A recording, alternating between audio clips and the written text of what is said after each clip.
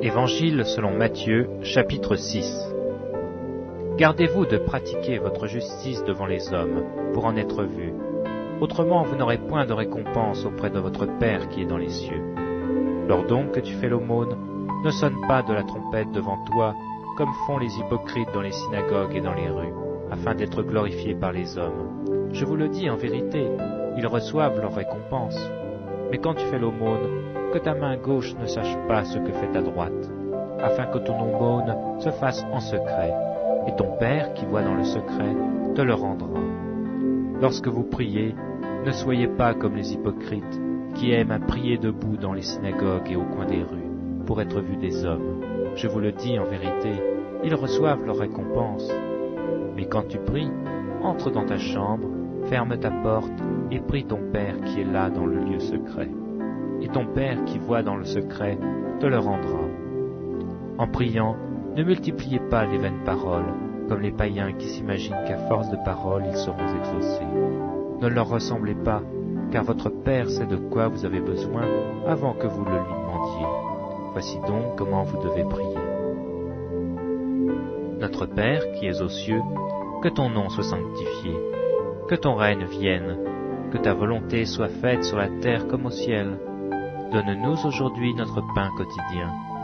Pardonne-nous nos offenses, comme nous aussi nous pardonnons à ceux qui nous ont offensés.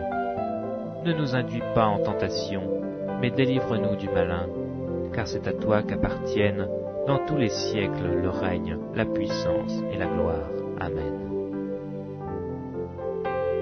Si vous pardonnez aux hommes leurs offenses, votre Père céleste vous pardonnera aussi. Mais si vous ne pardonnez pas aux hommes, votre Père ne vous pardonnera pas non plus vos offenses. Lorsque vous jeûnez, ne prenez pas un air triste, comme les hypocrites qui se rendent le visage tout défait, pour montrer aux hommes qu'ils jeûnent. Je vous le dis en vérité, ils reçoivent leur récompense. Mais quand tu jeûnes, parfume ta tête et lave ton visage, afin de ne pas montrer aux hommes que tu jeûnes, mais à ton Père qui est là dans le lieu secret. Et ton Père, qui voit dans le secret, te le rendra.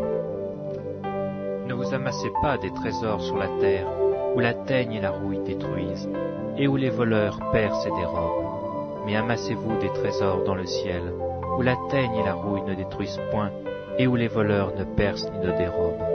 Car là où est ton trésor, là aussi sera ton cœur. L'œil est la lampe du corps. Si ton œil est en bon état, tout ton corps sera éclairé. Mais si ton œil est en mauvais état, tout ton corps sera dans les ténèbres. Si donc la ténèbre qui est en toi est ténèbre, combien seront grandes ces ténèbres? Nul ne peut servir deux maîtres, car ou il haïra l'un et aimera l'autre, ou il s'attachera à l'un et méprisera l'autre. Vous ne pouvez servir Dieu et l'argent. C'est pourquoi je vous dis, ne vous inquiétez pas pour votre vie de ce que vous mangerez, ni pour votre corps de quoi vous serez vêtu. La vie n'est-elle pas plus que la nourriture, et le corps plus que le vêtement? Regardez les oiseaux du ciel. Ils ne sèment ni ne moissonnent, et ils n'amassent rien dans des greniers, et votre Père céleste les nourrit. Ne valez-vous pas beaucoup plus qu'eux? Qui de vous, par ses inquiétudes, peut ajouter une coudée à la durée de sa vie? Et pourquoi vous inquiétez au sujet du vêtement? Considérez comment croissent les lys des champs. Ils ne travaillent ni ne filent. Cependant, je vous dis que Salomon même, dans toute sa gloire, n'a pas été vêtu comme l'un d'eux.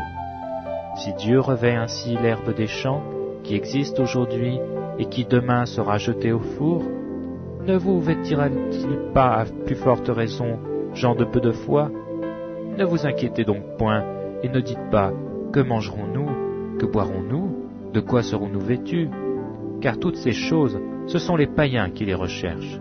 Votre Père céleste sait que vous en avez besoin. Cherchez premièrement le royaume et la justice de Dieu, et toutes ces choses vous seront données par-dessus. Ne vous inquiétez donc pas du lendemain, car le lendemain aura soin de lui-même. À chaque jour suffit sa peine.